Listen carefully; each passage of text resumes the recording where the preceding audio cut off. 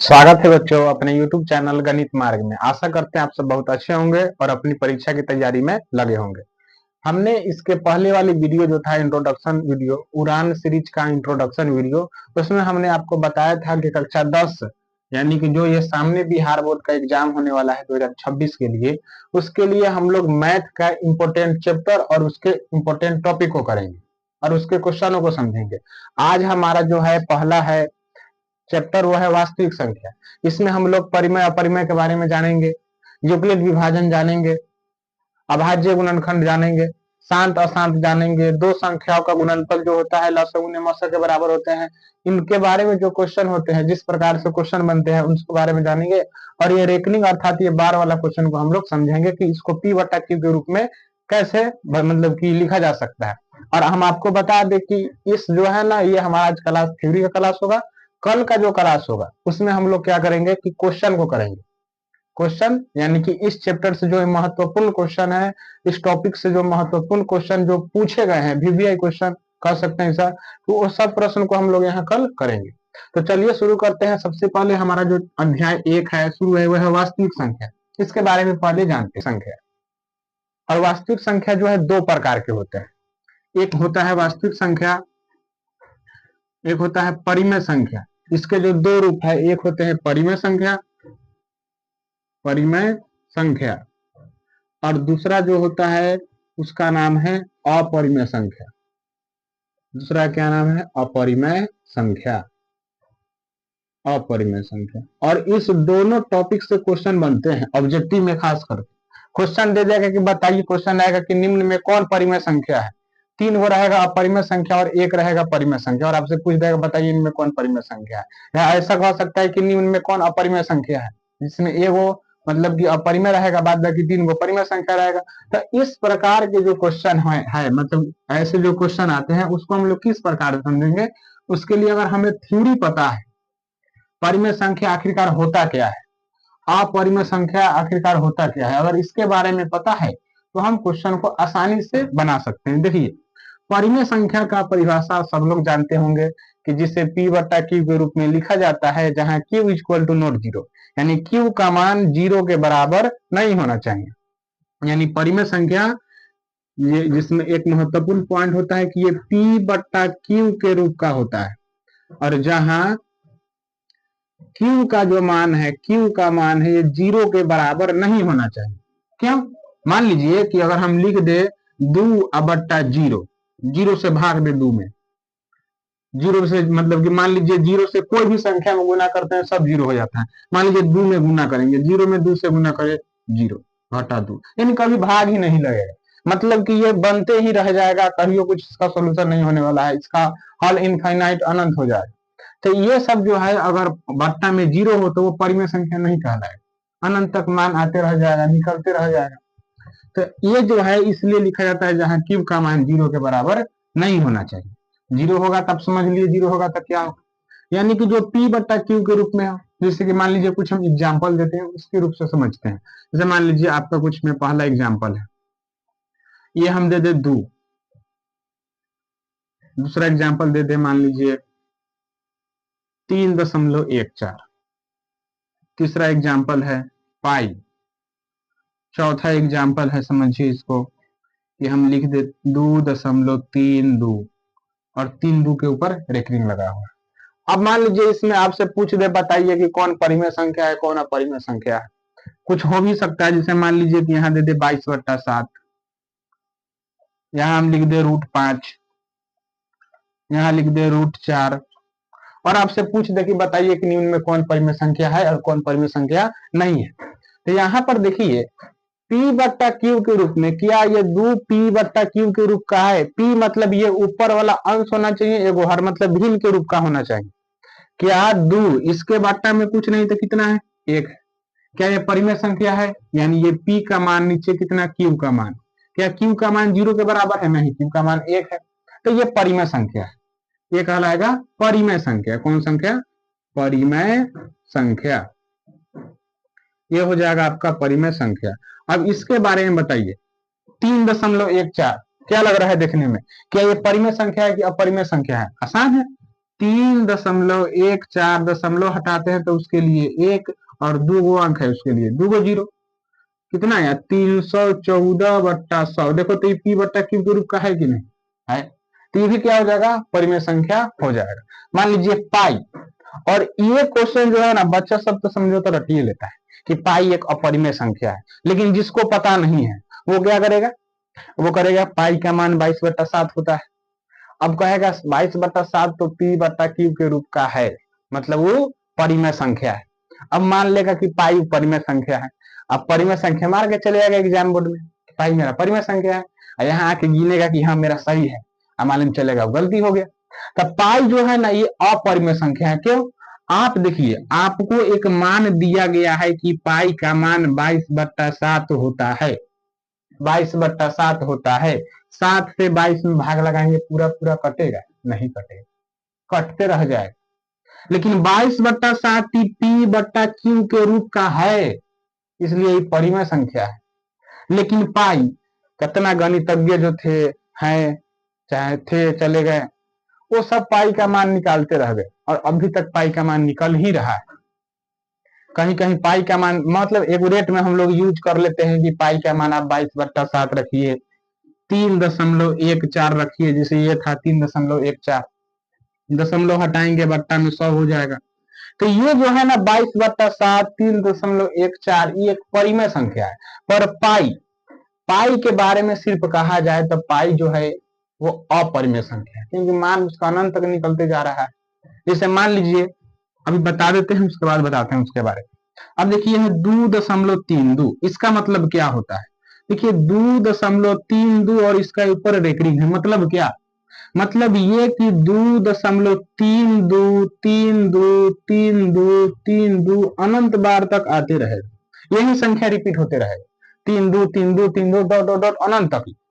उसी को हमने रोकने के लिए उसके ऊपर रेकरिंग लगा दिया, मतलब इस संख्या को हमने क्या किया, रोक दिया। तब रोक दिया तो ये कौन सा संख्या हो जाएगा, परिमेय संख्या हो जाएगा।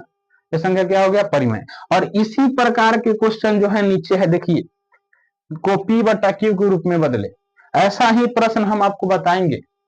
और ऐसा प्रश्न आजकल बहुत सारा पूछता है, ऑब्जेक्टिव में भी आता है, चाहे आप इस एग्जाम को दीजिए बिहार बोर्ड को, चाहे आगे कोई भी एग्जाम दीजिए, उसमें 2.32 यानी बार रेकरिंग वाला जो क्वेश्चन होता है, ये क्वेश्चन आते ही हैं, पूछते ही हैं, बार बार पूछा करते हैं कि बोले बताइए इसका मान कितना होगा, बच्चा सब कंफ्यूजन है। हम आपको तरीका बताएंगे, आप चुटकियों में इसका आंसर जो है ना बता सकते हैं। ये भी हो जाए कौन संख्या, परिमेय संख्या 22/7। अभी बताएं ये भी कौन संख्या है, ये जो 22/7 है ये भी है आपका परिमेय संख्या, ये भी है परिमेय संख्या। √5, क्या √5 का पूरा पूरा मान निकल सकता है, क्या √5 क्या इसका पूरा वर्गमूल होगा। वैसी संख्या जिसका पूर्ण रूप से हम लोग वर्गमूल नहीं निकाल सकते हैं, पूर्ण रूप से उसका वर्गमूल नहीं निकले, उस सब का सब संख्या जो है ना अपरिमेय संख्या कहलाता है। जैसे मान लीजिए √5 था, हम लिख दे √2 √3 √5 √7 √8 √11 √10, मतलब ये संख्या देखिए क्या √2 का पूरा मान बाहर निकल सकता है, नहीं, 3 का नहीं, 5 का नहीं, 7 का, 8 का, 11 का, 10 का नहीं निकल सकता है। आप ऐसा प्रश्न जो है ना आप क्या देखते होंगे कि सिद्ध करे √2 एक अपरिमेय संख्या है, कहिए रहा है कि √2 क्या है, एक अपरिमेय संख्या है, तो ये सब अपरिमेय संख्या होता है। लेकिन ये √4 क्या इसका पूरा मान निकल जाएगा, आप ये नहीं कि रूट लगा ले तो सर जी बोले थे कि रूट वाला सब अपरिमेय संख्या होता है तो ये अपरिमेय संख्या नहीं, √4 जो है इसका मान निकल सकता है। इसका मान कितना होगा, 2, इसका मान कितना होगा, 2, तो ये जो 2 है ये कौन संख्या हो जाएगा, ये हो जाएगा परिमेय संख्या। थोड़ा दिमाग का ही उपयोग करना है, ये नहीं कि सर जी बक दिए तो बोलू हम वो बोल दिए, तो √4 का वर्गमूल निकलता है पूरा पूरा 2, इसलिए क्या हो जाएगा, परिमेय संख्या हो जाएगा। तो ये आपका हो गया परिमेय संख्या। और अपरिमेय संख्या भी समझ लिए, जैसे कि मान लीजिए अपरिमेय संख्या में हम कुछ आपको बताएंगे, उसको समझिएगा, कोशिश कीजिएगा कॉपी कलम हो तो नोट्स भी कर, ज्यादा फायदा रहेगा आपके लिए। अपरिमेय संख्या के बारे में जानते हैं, आखिरकार अपरिमेय संख्या है क्या, अपरिमेय संख्या, अपरिमेय संख्या समझिए तो जो पी बटा के रूप में नहीं हो, यही ना, यही ना कह सकते हैं, जब ये हो तो ये नहीं हो, जहां ये हो सकता है कहीं क्यू का मान इसमें कह रहा था कि 0 नहीं हो, कहीं इसमें 0 हो, बस सेम लॉजिक है, सेम सिचुएशन समझिए। जैसे मान लीजिए इसमें जो है हम लिख दे √2, क्या इसका मान निकल सकता है, नहीं, कहीं हम लिख दे question 0.43245 dot dot dot dot dot, क्या है बताते हैं। मान लीजिए क्या है, हम इसको बताते हैं आपको। फिर क्वेश्चन दे दे आपको, मान लीजिए कि 2 माइनस रूट 2, फिर हम आपसे बता दे, बताइए 5 रूट 2, ऐसा हम लिख दे, बताइए कि लिख दे 6 रूट 3 माइनस, यहाँ पर हम लिख दे रूट 3, ऐसा कुछ लिख सकते हैं। और आपसे पूछ दे कि बताइए परिमेय संख्या है कि अपरिमेय संख्या है, कुछ बात बताएंगे, ध्यान रखिएगा। क्वेश्चन पूछता है कि परिमेय संख्या का और अपरिमेय संख्या का योग क्या होगा। तो परिमेय संख्या और अपरिमेय संख्या का योग हमेशा अपरिमेय संख्या ही होता है। परिमेय संख्या और अपरिमेय संख्या का अंतर हमेशा क्या होता है, अपरिमेय संख्या ही होता है। परिमेय संख्या और अपरिमेय संख्या का गुणा हमेशा गति होता है, अपरिमेय संख्या ही होता है। मतलब जोड़ घटा गुना भाग सब गति होता है, अपरिमेय संख्या ही होता है। लेकिन देखो कहीं हम लिख दे 5 रूट 2 बट्टा में रूट 2, सर जी बोले थे बोलू की 5 रूट 2 बट्टा में रूट 2 सब भाग बोलो अपरिमेय संख्या होता है, गलती करा के चले जाएगा। देखो यार समझो, 2 से रूट 2 कट जाएगा, 5 आ गया, 5 क्या है, परिमेय संख्या है। तो तंगा दिमाग भी लगाना है, समझे, समझना है। अब यहाँ क्वेश्चन को देखिए, ये रूट 2 क्या मान निकलेगा पूरा, नहीं, अपरिमेय संख्या। क्या इसके बट्टा में 1 नहीं होता है, अरे यार होगा, पर क्या इसका पूरा मान निकलेगा, नहीं निकलेगा, इसलिए अपरिमेय संख्या। देखो ये 0.43245, क्या इसमें एक संख्या कोई रिपीट कर रहा है बार बार, नहीं रिपीट कर रहा है। अलग अलग संख्या है, कब 4 आ रहा है, 3 आ रहा है, 2 आ रहा है, 4 आ रहा है, 5 आ रहा है, 6 आ रहा है, और ऐसा ही कुछ कुछ आते रहेगा। मतलब ये इसका जो है ना, हम पूर्ण रूप से मान नहीं निकाल पा रहे हैं, पता ही नहीं चल रहा है। एक संख्या का रिपीट करता आता हूँ, उसके ऊपर बार लगा देते, कहते कि परिमेय संख्या हो गया, पर इसमें तो है नहीं, इसमें क्या हो जाएगा, ये हो जाएगा परिमेय संख्या। अभी बताए थे कि परिमेय संख्या का अंतर हमेशा परिमेय संख्या होता है। परिमेय संख्या का गुणनफल हमेशा अपरिमेय संख्या होता है। ये परिमेय है। अब बताइए घटाते हैं इसको, 6 रूट 3 में से 1 रूट 3 घटेगा 5 रूट 3, 5 रूट 3। अब ये पूछा जाए, बताइए 5 रूट 3 परिमेय संख्या है क्या अपरिमेय संख्या। तो परिमेय संख्या और अपरिमेय संख्या का गुणनफल हमेशा क्या होता है, अपरिमेय संख्या। तो इस बात को आप लोग ध्यान रखिएगा। ये हो गया आपका परिमेय संख्या अपरिमेय संख्या का टॉपिक। अब दूसरे टॉपिक पर चलते हैं, यूक्लिड विभाजन प्रमेय। यूक्लिड विभाजन से क्या होता है, यूक्लिड जब थे ना, एक व्यक्ति थे, उन्होंने एक जो है प्रमेय दिया था। वो प्रमेय क्या था, ए बराबर बी क्यू प्लस में आर। मतलब कि लिख सकते हैं हिंदी में तो सबको पता होगा, भाज्य बराबर भाजक गुणे भागफल और प्लस में शेषफल। प्लस में क्या होता है, शेषफल, ये होता है इसका सूत्र। भाज्य बराबर भाजक गुणे भागफल प्लस में शेषफल। अब देखिएगा, इसी को क्या कहते हैं, ए, इसको कहते हैं बी, गुणे क्यू प्लस में आर, शेषफल रिमाइंडर आर से सूचित करते हैं। ये ए, ये मतलब भाज्य को ए से, भाजक को बी से, गुना है तो गुना, भागफल को क्यू से, प्लस शेषफल को आर से। एक समझते हैं, जैसे मान लीजिए कि अगर हमें भाग देना है 3 से, भाग देना है 10 में, 3 तिहाई 9, घटा कितना आया 1। सब जानता है, कुछ तो पता नहीं, लेकिन इसको जरूर याद रखता है सब। ई कहलाता है शेषफल। शेषफल इंग्लिश में इसी को आर से सूचित करते हैं। ये क्या है, ये है भागफल। ये क्या है, भागफल। और इसको कितना सूचित करते हैं, क्यू से सूचित करते हैं। ये क्या होता है, ये होता है भाज्य। ये होता है भाज्य। ये क्या होता है, ये होता है भाजक। भाजक मतलब कि हम लोग पहले जब पढ़ा करते थे तो सर लोग बताया करते थे कि भाग विधि से सॉल्व करे और उसे क्या करे कि सत्यापित करे कि आप जो भाग बनाए हैं वो सही बनाए हैं कि गलती बनाए। तब भाज्य बराबर क्या सूत्र होता है, भाजक गुणे भागफल प्लस शेषफल। तब भाज्य बराबर, यानी इंग्लिश में लिख लेते हैं, ए बराबर बी क्यू प्लस में आर। ए का मान कितना है, देखिए ए का मान यहाँ कहीं लिखे होंगे, ए का मान इंग्लिश में नहीं लिखे, अच्छा यहाँ पर नहीं लिखेंगे इसका मान। इसको कहते हैं बी और इसको हम लोग ए कहते हैं। तब भाज्य कितना है 10 बराबर बी गुने क्यू, बी गुने क्यू, बी का मान कितना है 3 और क्यू का भी मान कितना है 3 और प्लस शेषफल कितना है, आर का मान 1, यानी कि 3 3 9 और 1 कितना हो जाएगा 10, 9 कितना हो जाएगा 10 हो जाएगा। मतलब ये भी जो है ये भी जो आया यही है विभाजन एल्गोरिथम विधि।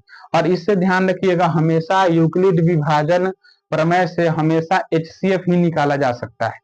हमेशा क्या निकाला जा सकता है? एचसीएफ। जैसे कि मान लीजिए एचसीएफ निकालने के लिए यहाँ से ही बता सकते हैं, पर क्वेश्चन में बताएंगे तो ज्यादा अच्छा रहेगा।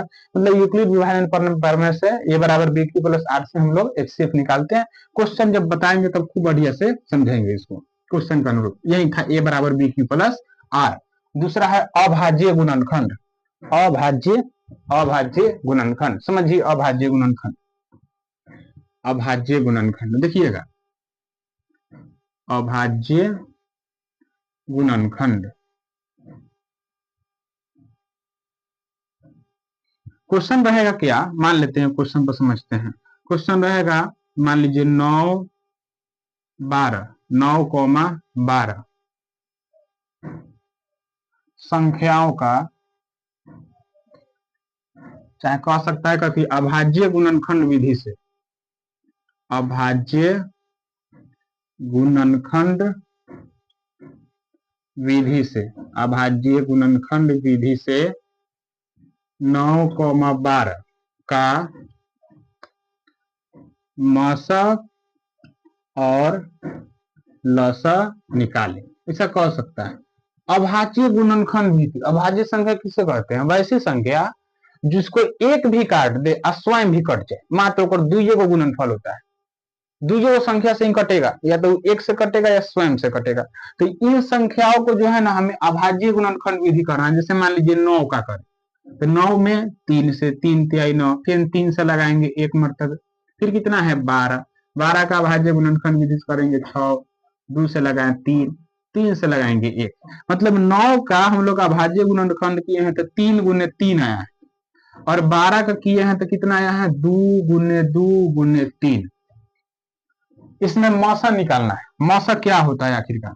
देखिएगा मौसा, मौसा कहने का आशय महत्तम समापवर्तक, हाईएस्ट कॉमन फैक्टर, ऐसा कहते हैं।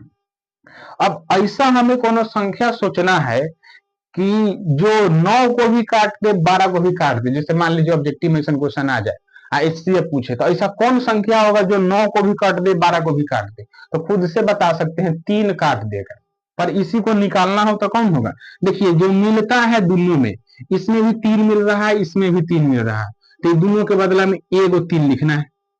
क्या इसमें ई 3 है, एगो और 3 है एक्स्ट्रा? नहीं है। इसमें 2 गो 2 है, में कहीं 2 है? नहीं है। तो ये हो जाएगा मौसा 3। नहीं तो सीधा समझना, ऑब्जेक्टिव में क्वेश्चन आ जाए ना 9 12 ऐसा कहे क्वेश्चन आया कहे कि बताइए कि इसका लौसा कितना होगा, मौसा कितना होगा, तो मौसा में याद रखिएगा कि कौन ऐसा बड़का से बड़का संख्या होगा जो 9 को भी काट दे 12 को भी काट दे, वो संख्या 3 है। मान लीजिए लौसा के बारे में पूछता है, तो लौसा होता है लघुत्तम समापवर्तक, यानी कि लोएस्ट कॉमन फैक्टर। कहने का आशय क्या कि वैसा संख्या बताइए, वैसा छोटी से छोटी संख्या बताइए जिसको 9 भी काट दे 12 भी काट दे।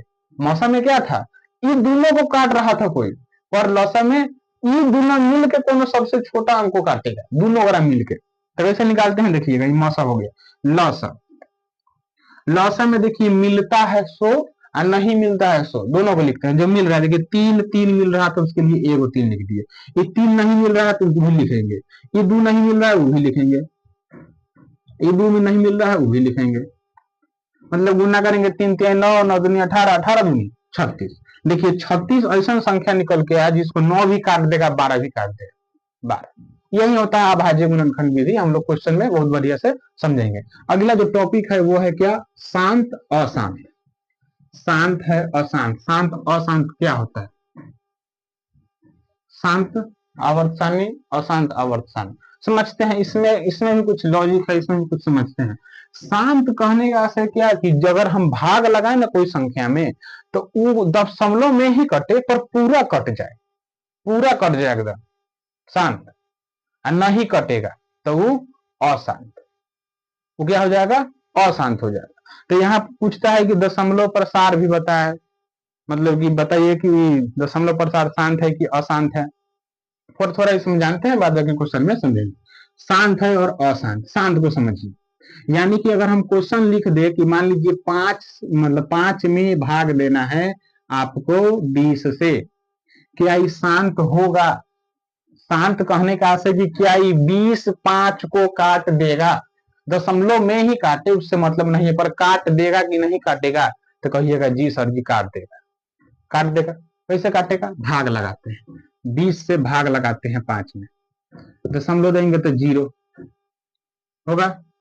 20 गुना 40 घट के आया 10, फिर 0, 20 बचे 100।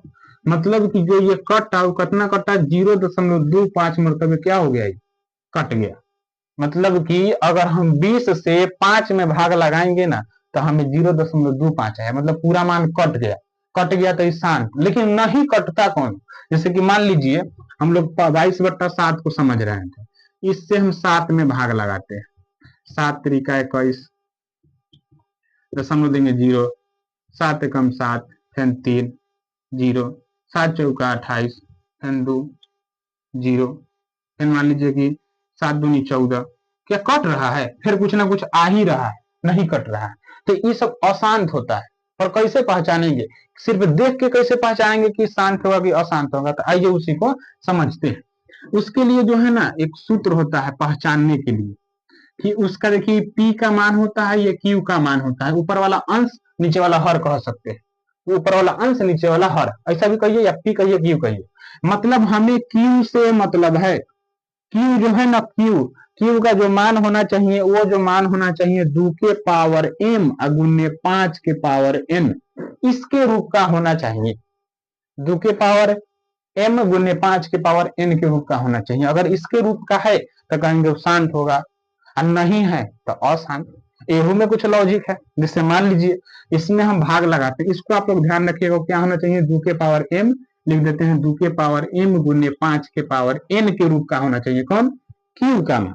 जैसे देखिए इस 20 से हमें मतलब है, ऊपर 1 2 0 दशमलव में कुछ मतलब नहीं, सिर्फ नीचे वाला से मतलब। ऊपर 500 1000 10,000 20,000 10 लाख उनसे मतलब नहीं, सिर्फ नीचे वाला से मतलब। 20 का जो है ना अभाज्य गुणनफल कीजिए।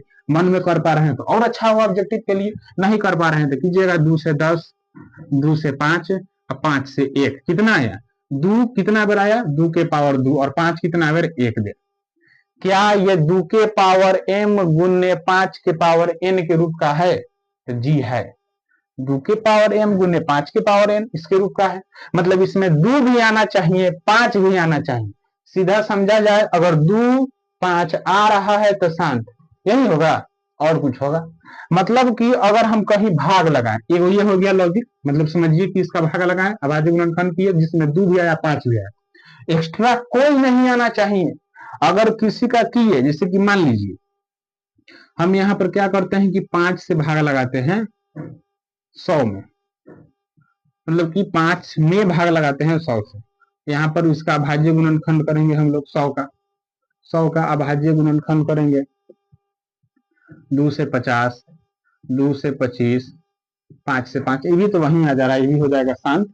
मान लीजिए जाए कुछ, जैसे कि मान लीजिए 5 बट्टा, यहाँ पर लिख दे हम लोग 80 का अगर करें 5/80, 80 को तोड़े तो 80 का अभाज्य गुणनखंड करेंगे 2 से 40, 2 से 20, ये भी वहीं आ जा रहा है, सेम ही आ जा रहा है। समझिए कि 5 अब अट्टा में हम लिख देते हैं यहाँ पर 22, 5/22, और 22 से भाग लगाना है 5 में। 22 को तुरिएगा तो आएगा 11 गुने 2, इसमें 2 आया 11 आ गया, अशांत। समझ लो क्या बोल रहे हैं? अगर Q का मान उसके में Q का मान अगर अभाज्य गुणनखंड की ना, अगर सिर्फ 2 ही आ रहा है, 2 सिर्फ अभाज्य गुणनखंड करने पर सिर्फ उसमें 2 ही आ रहा है, 2 के पावर 5 आ गया, लेकिन 5 नहीं आया, तो क्या होगा? शांत होगा कि अशांत होगा? तो शांत होगा। सिर्फ अगर 2 आए तब भी क्या होगा? शांत। सिर्फ 5 आए तब भी क्या होगा? शांत होगा, शांत होगा। सिर्फ 2 आए, सिर्फ 5 आए, शांत। 2 आए गुना 5 आए, मतलब 2 5 दोनों आए तब भी क्या? शांत। लेकिन 2 5 के अलावा अगर कोई संख्या आ गया तो अशांत। शांत होने के लिए समझिए, कोई जैसे 2 में 5 से गुना करेंगे 10 बन रहा है। अब 10 से किसी भी संख्या में भाग देंगे तो क्या वो नहीं कटेगा? कटेगा ही कटेगा, हर हाल में कटेगा। कुछ संख्या दशमलव में हो, कुछ भी हो, कटना ही है उसको, तो वही 7 यानी 2 से गुना करते हैं। लेकिन इसमें मान लो कि आ गया 3 आ गया, 3 दूना 6, 6 पचे 30, 30 पर 3 तो है ना, 0 से 0 कट जाएगा, 3 तो है, 3 क्या करेगा, कटना ही नहीं देगा उसको। सिर्फ इसके लिए हमें क्या चाहिए, 10 चाहिए, 2 गुने 5। इसे समझिए, इसको समझ लिए। अगर मान लीजिए कि क्या हो जाए कि उसमें 2 भी आ जाए, 5 भी आ जाए, एगो 3 आ जाए, तो क्या वो शांत होगा कि नहीं, नहीं होगा, अशांत। सिर्फ 2 आए, उसमें 3 आ जाए, शांत होगा कि अशांत, अशांत। मतलब कि 5 आ जाए, 5 के साथ 3 आए, शांत की अशांत, अशांत। सिर्फ 2 5 आएगा तो शांत, या 2 5 आ जाए तब शांत, लेकिन एक्स्ट्रा उसके साथ कोई आएगा अशांत, ध्यान रखना है उस बात को, वो हो जाएगा अशांत। और इसको भी समझेंगे इसमें क्वेश्चन के अनुरूप। आप ध्यान रखिएगा कि 2 के पावर n गुने 5 के 2 के पावर m गुने 5 के पावर n के रूप होना चाहिए। आगे है दो संख्याओं का गुणनफल जो होता है ना, वो HCF गुने LCM के बराबर होता है। दो संख्याओं को हम लोग ये भी लिख सकते हैं, कि पहली संख्या, ज्यादा अच्छा समझ में आएगा, पहली संख्या गुने दूसरी संख्या बराबर मौसा गुने लसा। ऐसा कह सकते हैं कि पहली संख्या गुने दूसरी संख्या बराबर मौसा गुने लसा, मतलब कि दो संख्याओं का गुणनफल, दो संख्या वही संख्या वही संख्या, गुणनफल गुना कर रहे हैं, वो मान होगा उसके मौसा गुने लसा के बराबर। मतलब समझिए, जैसे मान लीजिए कि हम उस संख्या ले लेते हैं, एगो 10 ले लेते हैं, एगो 15। पहला संख्या कितना है 10, दूसरा संख्या कितना है 15। ये कहने का आशय, इसका मतलब क्या कि पहला संख्या और दूसरा संख्या को गुणा करेंगे तो उसका मान जो है इस दोनों संख्या के मौस और लस के गुणनफल के बराबर होगा। मतलब इस दोनों संख्या को गुना कर दे, 10 15 को गुना कर दे, और फिर 10 15 का मौसा निकाल दे, फिर 10 15 का लसा निकाल दे, और इस दोनों संख्या गुना करे, इसके मौसा लसा गुना करे तो दोनों बराबर होगा। क्या सही में? चलिए चेक करते हैं। यहाँ पर पहले क्या करते हैं, मौसा निकाल लेते हैं, 10 का 15 का, 10 का मौसा निकालते हैं, 2 से 5, 5 से 1, 15 का निकालते हैं, 15 का 3 से 5 और फिर 5 से 1। इसका कितना आया 2 गुने 5, इसका आया 3 गुने 5। मौसा बताइए जो दोनों में मिले, दोनों में क्या मिल रहा है 5, यानी कि मौसा कितना हो गया, लिख देते हैं इंग्लिश में ही, HCF कितना आ गया, HCF आ गया 5। LCM कितना आया, LCM कितना आया, तो जो मिले नहीं मिले दोनों